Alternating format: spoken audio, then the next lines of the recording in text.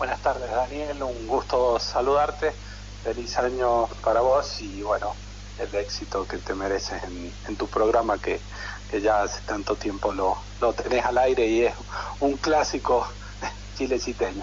La verdad que sí, bueno, eso que ya salió en los medios es un pronunciamiento del CIN que ayer se reunió el comité ejecutivo del CIN. Eso te quiero contar, que la foto es ilustrativa, la que salió en distintos medios, salieron distintas fotografías para ilustrar el comunicado. Lo cierto es que ayer el comité ejecutivo tuvo una reunión ampliada, o sea, no tan solo los miembros que integran el comité ejecutivo como órgano de gobierno del CIN, sino también todos los rectores y rectoras que nos hemos conectado de manera remota.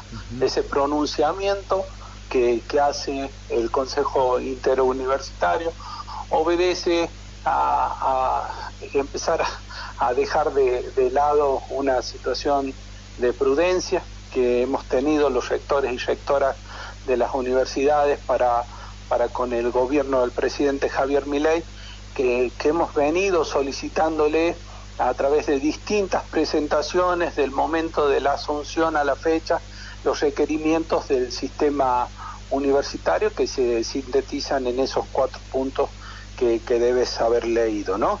Pero te digo que la actitud ha sido de extrema prudencia, porque incluso las presentaciones no se pudieron hacer en forma inmediata porque, si recuerdan ustedes, se tardó más de 20 días, casi un mes, en designarlo a Torrendel al frente de la Secretaría y un poco más para designarlo posteriormente al licenciado Álvarez al frente de la Subsecretaría de Políticas Universitarias.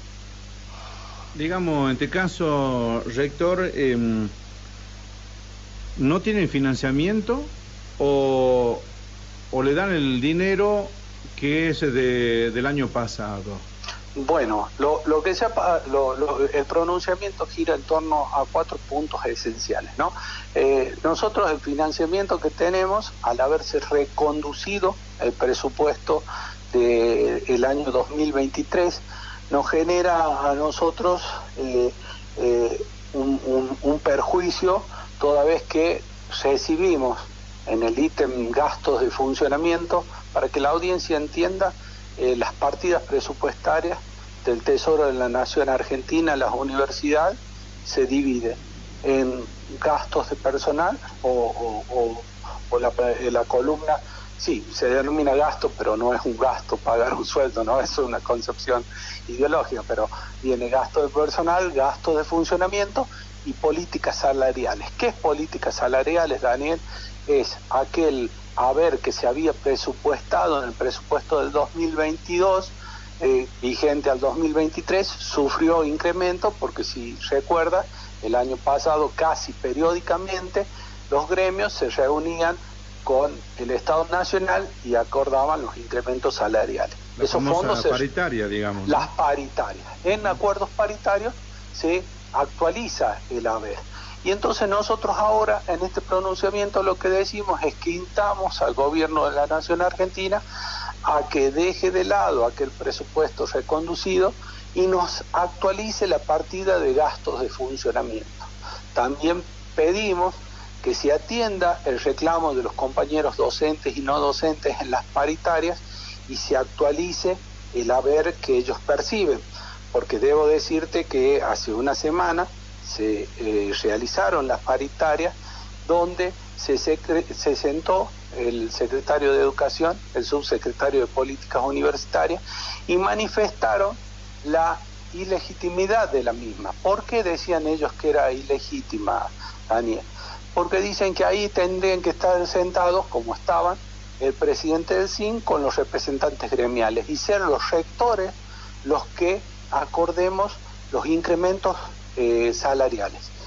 En esto debemos ser claros, Daniel, y explicarle a la audiencia que las universidades recibimos los fondos del Tesoro de la Nación Argentina. En ese sentido no somos autónomos, somos autárquicos.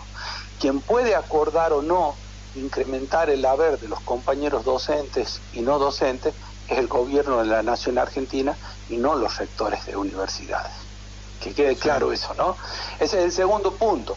El tercer punto es en relación a darle continuidad a las obras de infraestructura que se están ejecutando en muchas universidades, no es el caso de la nuestra, con recursos provenientes de la nación. Nosotros estamos realizando una obra demasiado importante, pero con fondos propios. No entraríamos en ese supuesto.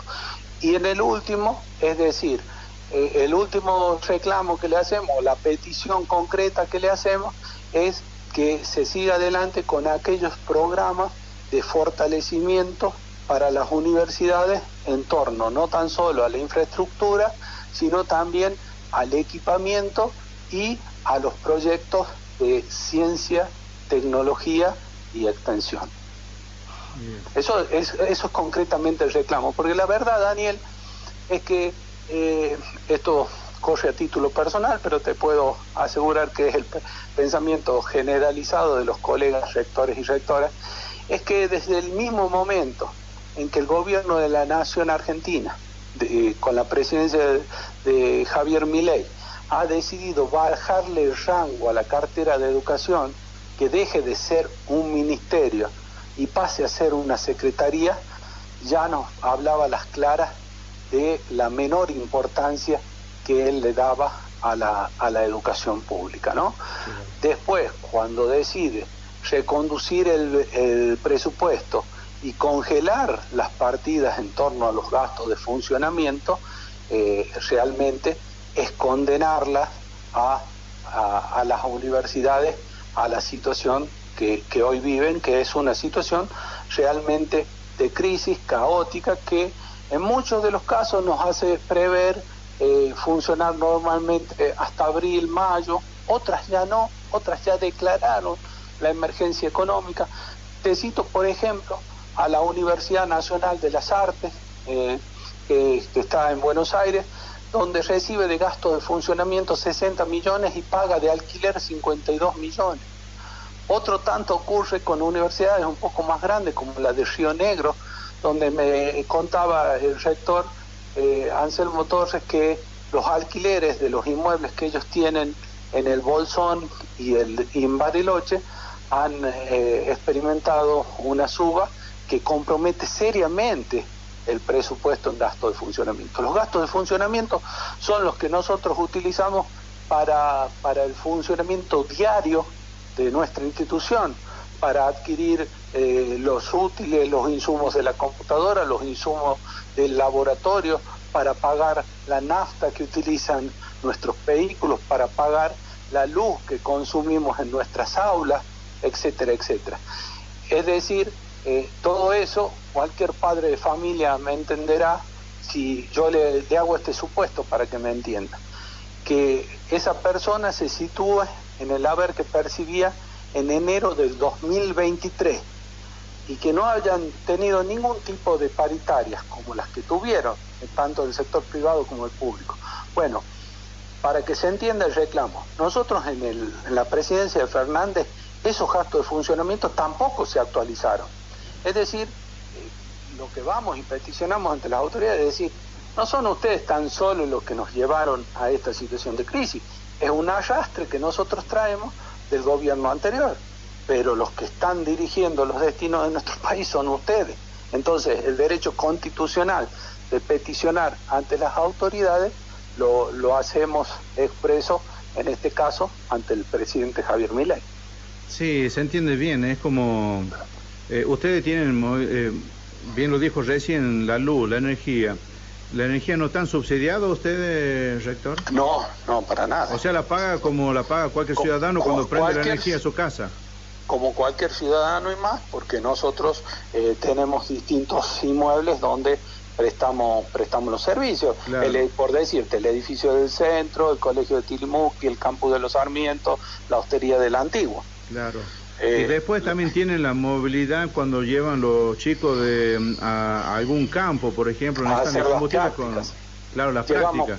Llevamos a los alumnos a hacer las prácticas, claro. Llevamos a los docentes a hacer las labores de investigación y de extensión, que la verdad debemos decir que desde que nos ha tocado a nosotros asumir en la gestión, lo decíamos con orgullo, que la labor de investigación y de extensión de nuestros docentes se había visto incrementada.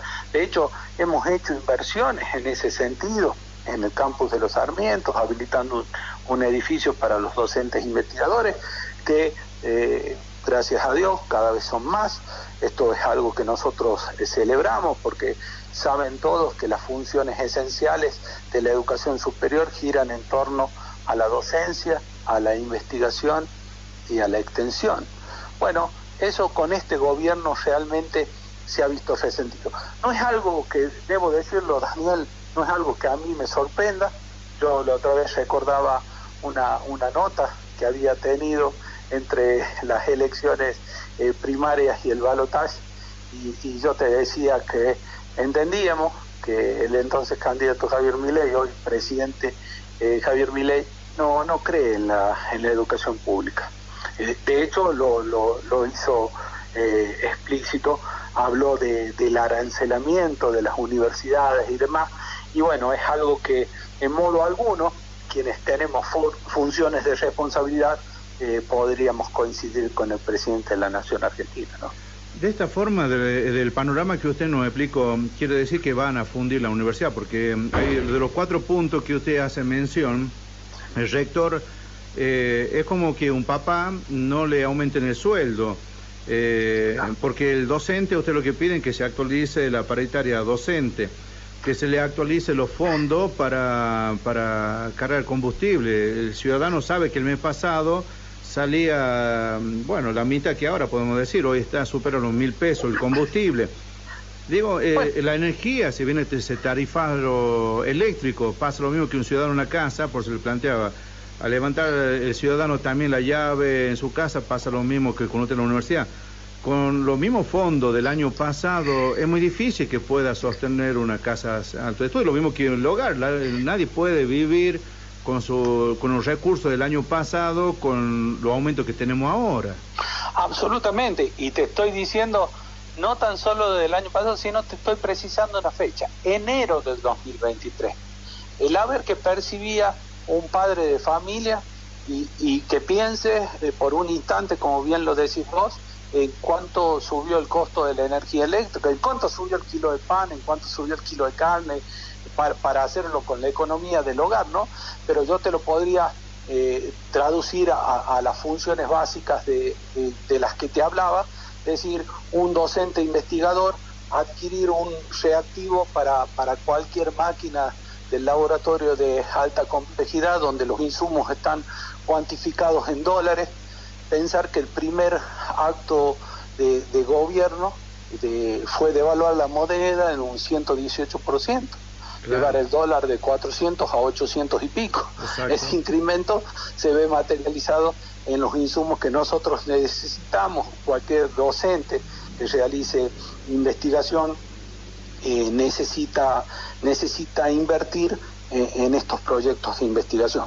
Proyectos de investigación que tienen fuentes de financiamiento diversas, algunas del gobierno de la Nación Argentina a través de distintos programas, otros financiados con recursos propios de la Universidad Nacional de Chilecito.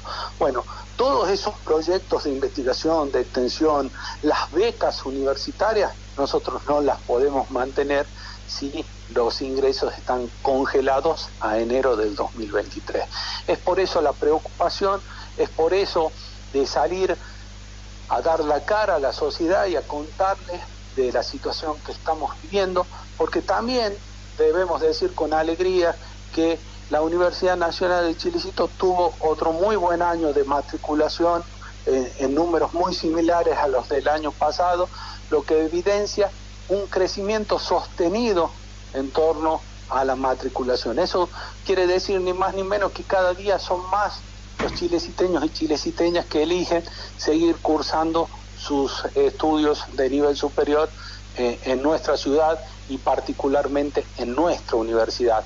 Pero realmente la situación que enfrentamos es una situación delicada, es una situación al borde de una crisis que nos impone la necesidad, no tan solo de peticionar ante las autoridades, vuelvo a repetir, sino de contarle a la comunidad de lo que se trata. En lo personal, vuelvo a decirte, Daniel, yo estoy más que tranquilo que esto lo había hablado con anterioridad, sabíamos lo que nos iba a suceder. Sin lugar a dudas que la gente cuando elige a un presidente, yo no digo que lo elige porque esté enojada, que lo elige por ningún otro motivo que no sea por querer estar mejor. Entonces yo entiendo que acá en Chilecito lo han apoyado y contundentemente al presidente de la Nación Argentina para vivir mejor. Bueno, realmente eso se está vivenciando y no se está dando, ¿no? Ahora, ¿por qué me dice enero del 2023 y no diciembre del 2023? Porque los gastos de funcionamiento tampoco se habían actualizado durante el gobierno de Fernández. O sea, quiere decir que los sueldos de los docentes y los gastos de funcionamiento es de enero del año pasado. No, es por eso te decía que teníamos que dividir las partidas presupuestarias. Bien. Los saberes de los docentes llegan conforme al presupuesto 2023, pero como han sufrido incrementos, tiene otra columna, para que nos ubiquemos, Daniel, en una columna los haberes presupuestados. En el caso de la Universidad Nacional de Chilecito, te digo, son 171 millones de pesos presupuestados en el 2023. Pero en el 2023 se realizaron paritarias, entendiendo que lo presupuestado en el 2023 se estaba quedando atrás, porque acordate que teníamos casi una inflación sostenida entre el 8 y el 10%. Eso se iba actualizando en paritaria. Esos fondos que el gobierno nacional acordaba darle aumento a los docentes, viene en otra columna que se denomina política salarial. Es decir, vienen los 171 millones más el aumento acordado. Y la tercera columna es la de gastos de funcionamiento. Esa columna nunca se actualizó. Por eso digo, no se actualizó en el gobierno de Fernández y tampoco en el gobierno de Milei, que decidió reconducir el presupuesto. O sea, agravando aún más la situación que ya veníamos viviendo. Porque este reclamo, quiero dejar en claro, también se lo hicimos al presidente Fernández. Pero la situación se agravó cuando asume Milei, decide hacer una fuerte devaluación, que recordarán todos tus oyentes, del 118%, y después, en una inflación ya no del 10%, sino del 25% en el primer mes de gestión y del 21%, corregime si no es así, en el segundo mes. Claro. En este caso, doctor, entonces usted dice que clarificando, separando el tema de gasto de funcionamiento, está congelado de enero del año pasado, lo cual ustedes se manejan, pero los docentes, el sueldo docente para este año no se actualizó, paritaria. El sueldo docente para este año tenía acordado una paritaria de noviembre del 2023 que preveía un incremento del 10% para el mes de febrero sobre el haber que percibieron en octubre. Ahora, en la paritaria que se realizó la semana pasada, el gobierno le ofreció el 16%. ¿Me seguí, Daniel? O sea, entonces, los gremios era dijeron, 10 para este año, para febrero, y le ofrece 16. Así le ofrece 16, 6% más. Ajá. Cuando ellos dicen que tienen una inflación medida por ellos del 41 y pico por ciento. Los gremios no aceptan eso. Claro. No lo aceptaron. Entonces se pasó a un cuarto intermedio. Por eso nosotros pedimos en el segundo punto del comunicado que se atienda la petición de los gremios, o sea, que la actualización de los haberes sea conforme a la inflación, que es lo que venía ocurriendo en el 2023, Daniel. Claro. Se venía incrementando entre el 7 y el 8% conforme era la inflación que venía teniendo nuestro país. Claro. Eso no, ahora no se actualizó, se congeló y vienen y le dicen, te damos un 16%. Los docentes dijeron, no, porque no me actualizaron en enero tampoco. Si vos tomás, por ejemplo, los empleados públicos de la Nación, que UPCN aceptó la paritaria y ATE no, sí. Pero UPCN, los empleados, UPCN es la Unión de Personal Civil de la Nación, los empleados públicos habían tenido un incremento del 16% en enero y creo que ahora es del 13% más. Claro. Los docentes universitarios, los no docentes no tuvieron ese aumento. 29%, digamos, lo que va de este año tienen ellos. Eso los empleados públicos nacionales. Claro. Los empleados públicos nacionales. Los docentes y los no docentes universitarios no tuvieron ese incremento. Es por eso que rechazaron el aumento. Pero yo me quiero correr de ese reclamo, que es sectorial, que es de los docentes y de los no docentes, y tienen su representación, y decirte que el reclamo nuestro institucional es en torno a los gastos de funcionamiento, que pedimos que sea actualizado por inflación, que es básicamente el monto previsto en el presupuesto del 2023 con un incremento del 280%, que es lo que subió la inflación desde enero del 2023 a la fecha. En este caso, usted, de lo que acabo de escuchar, es muy difícil poder dar funcionamiento a una universidad, digamos, cargar combustible. ¿Cuánto carga? Menos de la mitad del tanque de los que tendrían que llenar, digo, por el precio y también del tema de las boletas de energía, muy difícil. Bueno, mira, Daniel, nosotros preveíamos esta situación, vuelvo a decir, lo dijimos con la antelación suficiente, pero no tan solo le dije, sino que también tuve previsiones en la gestión. Nosotros sacamos un reglamento que es el reglamento del docente viajero. Y al docente viajero se le reconocen los gastos de traslado hasta una cierta dedicación, que es la dedicación parcial. Esto es 20 horas de clase. Cuando el docente tiene una parcial más una simple o una exclusiva, ya la universidad no le reconoce el gasto de traslado, se lo debe pagar él. O sea, es una decisión personal de él seguir o no dando clases en la Universidad Nacional de Chilecito. También hicimos un ajuste en el gasto, eso lo hicimos con anterioridad, inclusive a las elecciones. También revisamos, te decía yo, porque nosotros habíamos afrontado un proceso de crisis, las dedicaciones docentes, los adicionales de los no docentes. Deberás recordar que interrumpí contratos no docentes, los he interrumpido porque no sabía que no, proyectado esto en el tiempo, no podíamos hacer frente a los mismos, y recientemente hemos dispuesto bajar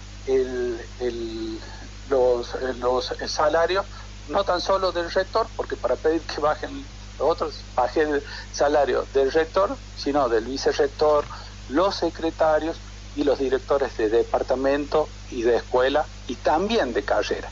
Es decir, a toda la planta de funcionarios de la Universidad Nacional de Chilecito, yo tengo que agradecerle públicamente porque entendieron la situación mucho antes de que los hechos sucedan. O sea, cuando yo hacía una nota y te lo decía, creían lo que decía, sabíamos lo que se venía. Entonces nosotros pudimos ordenarlo. Aún así, Daniel, si esto sigue así, y las proyecciones son similares a otras universidades, nosotros podríamos funcionar casi con normalidad, te diría, hasta el mes de abril o mayo. ¿Hasta ahí tienen fondo ustedes? Hasta ahí son las previsiones de gasto. Si no, el funcionamiento se empieza a resentir. De hecho, ya se va a resentir en la labor de investigación y de extensión. Pero nosotros estamos hablando de la docencia, de tener las aulas en condiciones, porque no tan solo la luz se paga, sino que las lámparas se cambian, las llaves interruptoras se rompen, todos esos gastos no los vamos a poder afrontar. Entonces, nosotros trabajamos todos los días para poder prestar el servicio de educación en condiciones dignas. De hecho, estamos concluyendo una obra con previsiones presupuestarias del año anterior que yo creo que culminarán en el mes de marzo.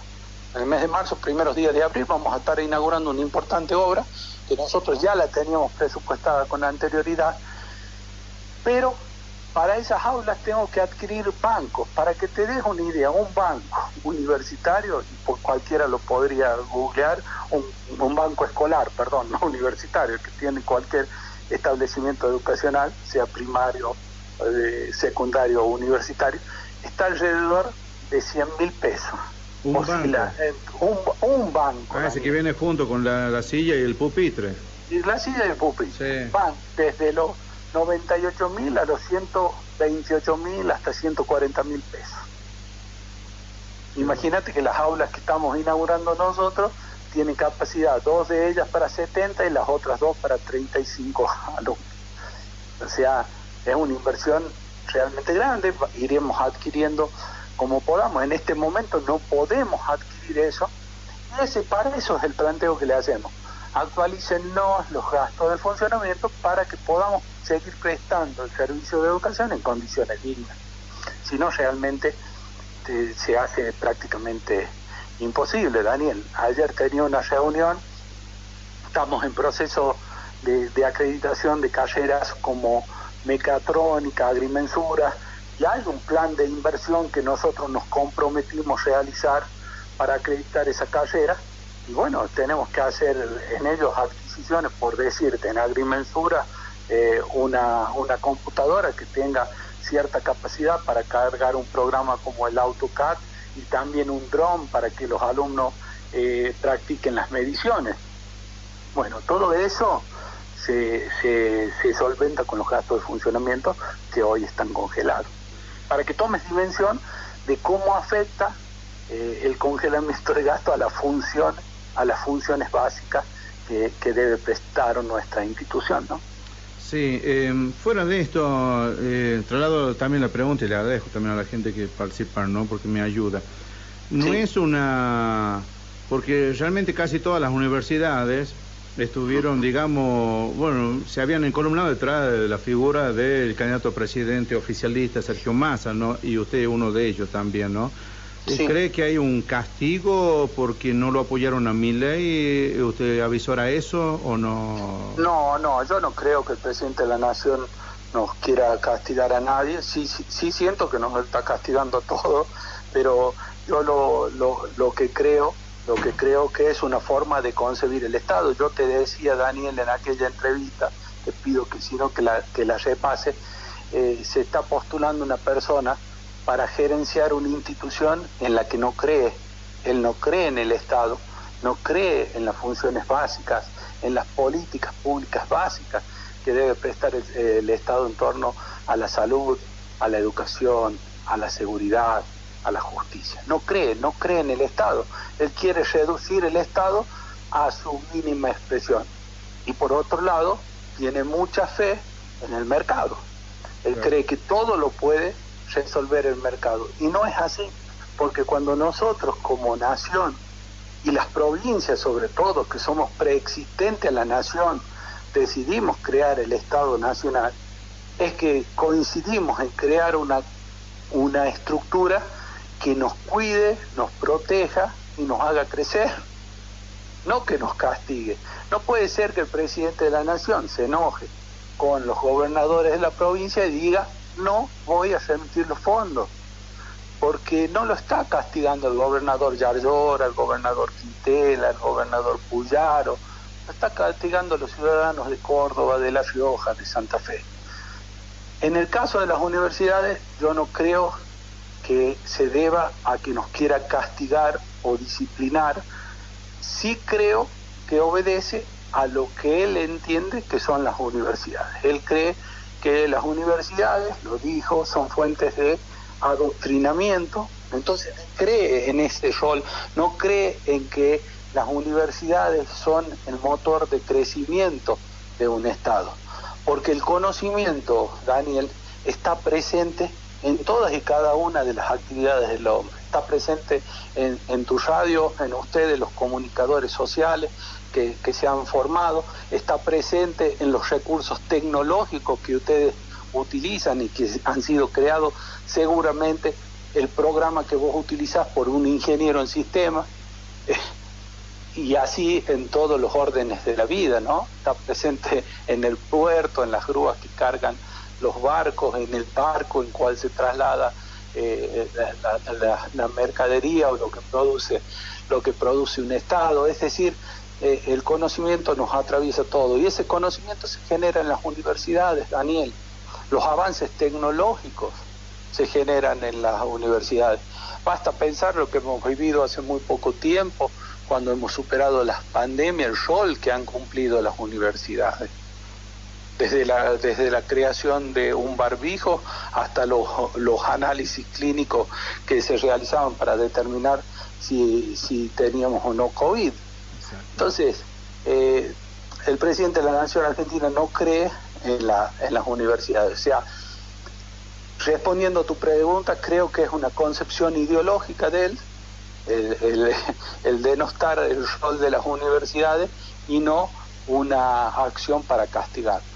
Ahora, teniendo en cuenta de que yo el año pasado he hablado justamente, después que dialogué con usted, al otro día dialogué con Karina Moreno, quien es una persona que milita para la Libertad Avanza, fue candidata por la Libertad Avanza para vicegobernadora, candidata para diputada nacional junto a Martín Menem, y también se habla de que sería la candidata a diputada nacional el año que viene, como usted bien lo sabe, elecciones de medio término. Se elige en la provincia de Rioja diputado nacional de 2 bancas nomás, que serían de bueno, ya me voy a acordar luego, digo, de Gabriela Nueva, claro, de Gabriela Pedrali con Ricardo Herrera, sí. Digo, hablé con ella sobre el tema en particular y ella decía, yo trabajo en una universidad pública, es mentira, pero resulta que hoy estamos viendo la realidad que usted decía, y que todo el arco político opositor a Milei decía, Sergio Massa, Quintela, el intendente, usted, ella no desconoce, ella, digamos, como empleada, decir, no, espere, digamos, que hablen con Milei, diga, no, usted está equivocado, yo trabajo en una universidad, sé cómo se maneja, no pueden actuar de esa forma porque al último están destruyendo justamente una casa de alto estudio donde va un chico a formarse, bien usted lo dijo, a formarse para ser un profesional de la distinta carrera que ofrece la universidad. Digo, porque así peligra, digamos, que tengamos un chico profesional. Bueno, absolutamente. Mira, yo no tengo trato con ella, no sé cuál es su rol dentro de la militancia. Sí creo que, y esto lo digo a título personal y que no suene peyorativo, sí creo que la Libertad Avanza no tiene una estructura partidaria como lo podría tener el PRO, el radicalismo, el mismo justicialismo, ¿no? Entonces no podría responderte si ella tiene o no acceso al presidente de la Nación Argentina o qué es lo que hace en torno a la educación superior, porque es una trabajadora no docente como los 247 no docentes más que integran el plantel de la Universidad Nacional de Chilecito. En relación a lo que vos decías, bueno, eso el tiempo nos dio la razón. Lo que nosotros decíamos no era en contra de Milei, era una propuesta. Es decir, hay dos modelos, un modelo que cree en el Estado, que cree en la educación pública. Es muy cierto lo que vos has dicho, la campaña de Sergio Massa hizo hincapié en las universidades, en el rol de las universidades nacionales, en la importancia del sistema educativo, el punto tal que él cerró su campaña en un colegio preuniversitario de la Universidad Nacional de Buenos Aires, y por el otro lado estaba este otro modelo que descreía del Estado, descreía de la educación superior, descreía de la salud pública. De otra manera no se entiende el proceder que ha experimentado en torno a esas funciones, ¿no? Claro. Porque si lo vivenciamos en Chilecito, acabamos de relatar lo que pasa en la Universidad Nacional de Chilecito, pero también en torno a la salud, ves que obras cuyo financiamiento provenían de la Nación, estrictamente ligada a la prestación del servicio de salud pública, como era la obra del hospital, creo y entiendo se ha visto interrumpida por la falta de remisión de fondos por parte del gobierno nacional. Entonces, sin valorar siquiera la importancia que tiene un hospital de alta complejidad para, no tan solo para nuestra ciudad, sino para nuestra región. Yeah. También creo haberte dicho yo que eso partía del desconocimiento que tenía el candidato a presidente de la Nación, hoy nuestro presidente de la Nación, de nuestra República Argentina.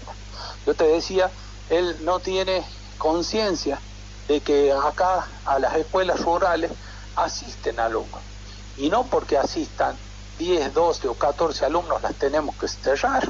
Al contrario, tenemos que darle la posibilidad a esos 10, 12, 14 chicos que se eduquen.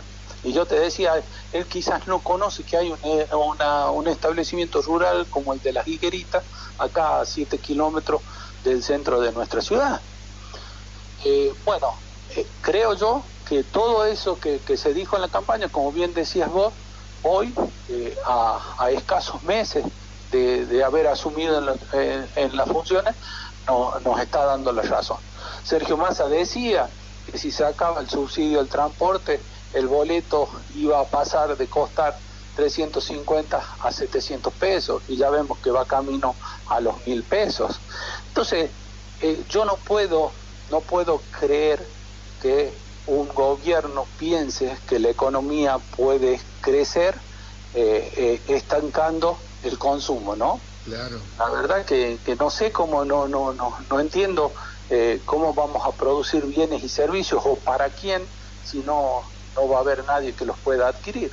Lo que se denunciaba por parte de Milei o la gente de Milei, campaña del miedo, cuando lo que usted acaba de mencionar, del transporte, lo que iba a salir, los productos, la canasta familiar, hoy se han quedado chicos de las cifras. O sea que no era campaña del miedo, sino que le decían a la gente, si gana Milei, mire lo que pasa, y es lo que está pasando.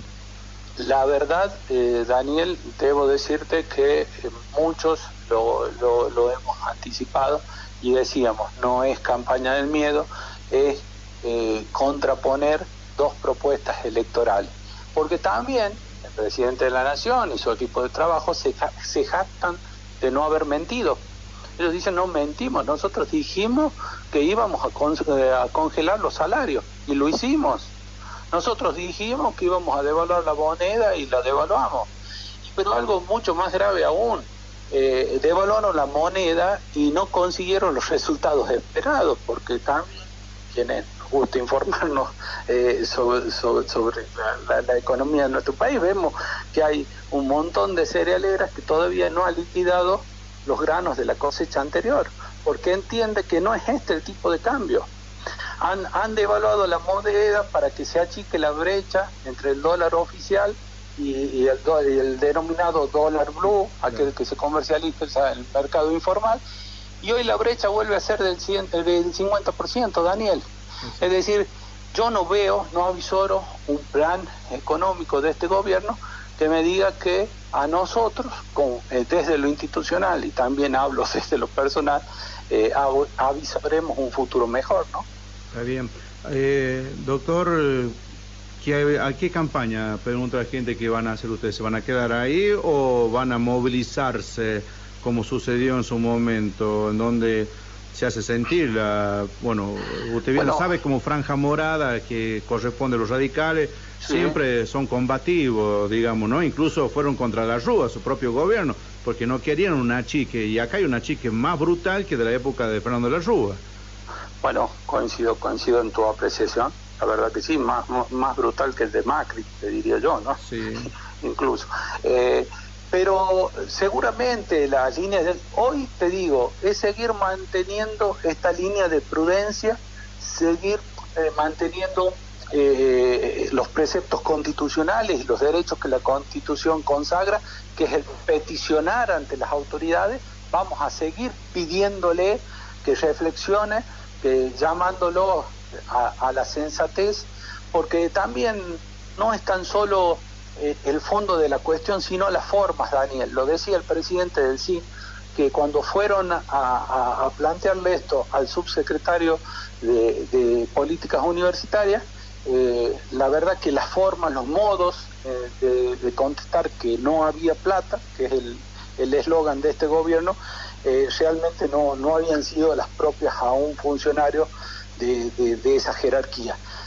En segundo lugar, lo alarmante es decir, yo no decido, pasar al secretario de Educación y decir que él tampoco decide, y comprometerse a hacer gestiones ante un ministro. Bueno, dijimos ante la ministra de Capital Humano, que es de donde depende la Secretaría. No, era ante el ministro de Economía de la Nación. Y el ministro de Economía, yo entiendo que se le va a hacer un embudo, porque le reclamamos las universidades, le reclaman las provincias, le reclaman los municipios, le reclama el sector privado, no puede resolver todo él solo, ¿no? La verdad que esas son las cuestiones que a mí me hacen ser pesimista en cuanto a los resultados de nuestros reclamos. Y seguramente que si no tenemos respuesta, tendremos que salir y movilizar y salir. Hoy salimos con un comunicado a ponerle en aviso a la sociedad lo que nos está pasando, porque la sociedad es también quien contribuye al sostenimiento de nuestras instituciones, y seguramente se está hablando, se procederá a la acción, y dentro de las medidas de acción no tan solo están las que pueden hacer los trabajadores interrumpiendo su prestación de servicios, sino también la que puede hacer la comunidad universitaria, como bien decías vos, saliendo a la calle para ser escuchado. No obstante eso, ¿se puede instrumentar una acción de amparo contra estas decisiones del presidente, como hicieron los gobernadores contra el DNU, ante la Corte, o no, rector? Lo que pasa es que la situación nuestra es compleja, por lo que te describía, es reconducir un presupuesto donde nosotros teníamos ya un presupuesto planchado por el gobierno anterior, ¿me entendés? O sea, decir, bueno, la reconducción del presupuesto es absolutamente ilegítima, es anormal, porque no es la normalidad que ello suceda. Lo normal es que el Congreso de la Nación se reúna, debata y saque ese presupuesto, que es un instrumento básico de gobierno.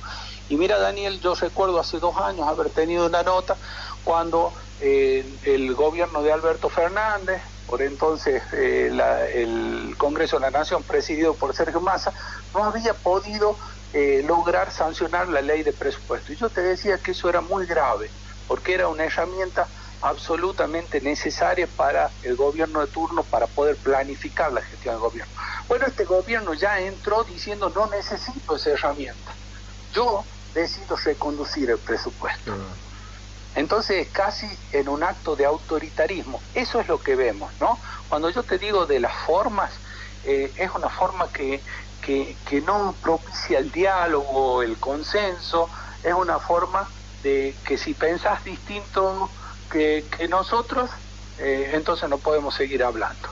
Y la verdad que creo yo que ni las universidades ni las provincias, como lo han manifestado algunos gobernadores, vamos a ser genuflexos a estas políticas que tienden a desestabilizar a instituciones autónomas, ¿no? Claro. La pregunta de la gente dice: ¿por qué no reclamaron con Massa? Si usted estaba con Massa de enero del año pasado, o no hubieran tenido semejante desfasaje de lo que hace a la actualidad, hubiera sido menos el monto. Bueno, si seguramente el oyente... Claro, era ministro de Economía, Sergio Massa. Entró tarde a la nota, pero yo te dije que también le pedimos a Alberto Fernández. Sí. El CIN también le pidió a Alberto Fernández. Cuando iba actualizando los haberes de los docentes y de los no docentes, nosotros, en la función de responsabilidad institucional, le decíamos: tiene que ocurrir lo mismo con los gastos de funcionamiento, y no obtuvimos respuesta. Esto no se trata de que no reclamamos, no nos dieron respuesta. Está bien. Por último, rector, ayer se planteó sobre el tema justamente universitario, y no sabíamos de esto, que se iban a reunir usted los docentes. Se habla de que usted tiene un sueldo de 7 millones de pesos, ¿es cierto esto o no? 7 millones de pesos. No hay rector ni rectora en la Argentina que perciba esos saberes, Daniel. Eso te lo digo. Está bien. ¿Y cuánto está cobrando ahora usted? ¿Un 3 millones de pesos? Siempre nosotros hemos dicho, y lo he dicho con vos en varias entrevistas, que los salarios nuestros son públicos, cualquiera puede ingresar y ver en la página, pero en un contexto de crisis como el que hoy tenemos, hablar de la remuneración que percibe no tan solo un rector, sino un funcionario de la universidad, hasta un docente y un no docente de la universidad, te digo que resultaría en este contexto de crisis chocante. O sea, cobran vergonzoso, dice, porque cobran más que cualquier ciudadano. No, lo que sí te digo que son sueldos superiores al promedio del empleado público provincial y municipal. Bueno, pero ¿cuánto está cobrando usted, rector? Lo saben todos los funcionarios. Te lo he dicho una vez, te lo voy a decir 2, 3 y las veces que quiera. La verdad que hablar de de números y de montos que percibe un funcionario, no lo hago. No. Pero ¿por qué no? Pero diga, siquiera, ¿cuánto? ¿3 millones de pesos está cobrando usted, rector? No, por cierto que cobramos una cifra inferior a los montos que estás expresando. O sea, 2 millones entonces, que eso me están diciendo acá. Son sueldos superiores a los que percibe el promedio del empleado público provincial y municipal. Es lo único que te puedo decir. Bueno, pero ¿por qué esconde? Porque está escondiendo, hay una información pública. 2 millones de pesos sería, rector, entonces. Mira, Daniel, te lo repito y lo hemos charlado 10.000 veces y lo vamos a seguir charlando. Bueno, pero está escondiendo una suma. Usted como funcionario público, ¿cuánto está cobrando? 2 millones de pesos. No, mira, Daniel, te estás equivocando en eso también. Bueno, pero digan no, para que la gente no lo acuse que cobra millonario, porque usted recién dice, viene el oyente que usted rescindió su sueldo, dice. Daniel, si cualquier funcionario, cualquier ciudadano puede ir y preguntar cuánto, pero cualquier ciudadano que le interese. Yo lo que te estoy diciendo que no creo que a la comunidad de Chilecito le interese cuánto gana un funcionario universitario, un docente universitario. ¿Usted cree que no se están hablando de categoría ahí, rector? Bueno, de ayer están hablando de categoría, que uno que entra a limpiar está cobrando 700.000 mangos, dicen. Yo lo que te vuelvo a decir, lo pueden ir y averiguar, no tengo ningún problema que aquel ciudadano que tenga interés de ir y vaya, lo averigüe, lo puede averiguar. O en nuestra institución lo puede averiguar. O sea que 2 millones está ganando usted entonces. Lo puede averiguar cualquier ciudadano que tenga un interés real. Rector, o sea que 2 millones está ganando usted. Mira, Daniel, yo no te voy a decir nunca, si no te la dije... Usted dijo 3 millones menos, o sea que 2 millones está cobrando entonces. Hace 3 años que querés saber cuánto gano, Daniel. No, le dije una vez a Caminoa, y Caminoa me dijo, no me acuerdo, dijo Caminoa públicamente cuando le pregunté, dijo, no me acuerdo porque por ahí es más, por ahí menos, me dijo Caminoa. Yo sé perfectamente lo que gano y lo que ganan cada uno. ¿O no quiere que se entere por ahí su esposa cuánto gana y le dice que cobran menos? Quizá, no, tampoco, ni siquiera soy bastante transparente. Mi abuelo cuando cobraba rompía el resto del sueldo cuánto cobraba, así que le mentía a mi abuela que lo que cobraba para que no sepa. Lo hemos charlado muchas veces, siempre la respuesta va a ser la misma. Saben todos que los funcionarios nacionales de las distintas reparticiones ganamos más que el promedio de los empleados públicos provinciales y municipales, que creo yo deberían también tener esos incrementos salariales, tener un salario mucho más digno, y por eso digo que no se castiga a un gobernador, a un intendente, a un rector, se castiga a la gente que está atrás. Y no, por supuesto. Bueno, esto es la última de la gente. Dice, ¿a dónde cumple funciones Carolina Moreno? Es trabajadora no docente, cumple funciones en el área de la Secretaría de Gestión Comunitaria. Sí, porque la última vez me acuerdo hace años, cuando nos pagaban publicidad Caminoa, ella estaba ahí. ¿Qué función era? Estaba con Nancer, que es secretario. Antes estaba en el área de tesorería. Tesorería esa parte. Durante mi gestión está en el área de gestión comunitaria. Sí, es una trabajadora no docente de nuestra institución. ¿Y qué es lo que hacen esa gestión comunitaria, rector? Gestión comunitaria es, dentro de las funciones, está en la función de extensión, que es la vinculación que nuestra institución tiene con otras instituciones y con el pueblo no tan solo de la ciudad, sino de la región. ¿Y el esposo de ella, Wolf? Alexis, ¿qué función? Depende del rectorado, cumpliendo funciones en el área de sistema, ¿no? Está bien. Pero son 2 trabajadores de la universidad y en ese sentido yo no tengo nada para decir, solamente que trabajan. Sé que no. En algunas notas algún colega tuyo me hizo escuchar que hacía referencia a mi persona. Yo no tengo más que decir que son 2 trabajadores de nuestra institución.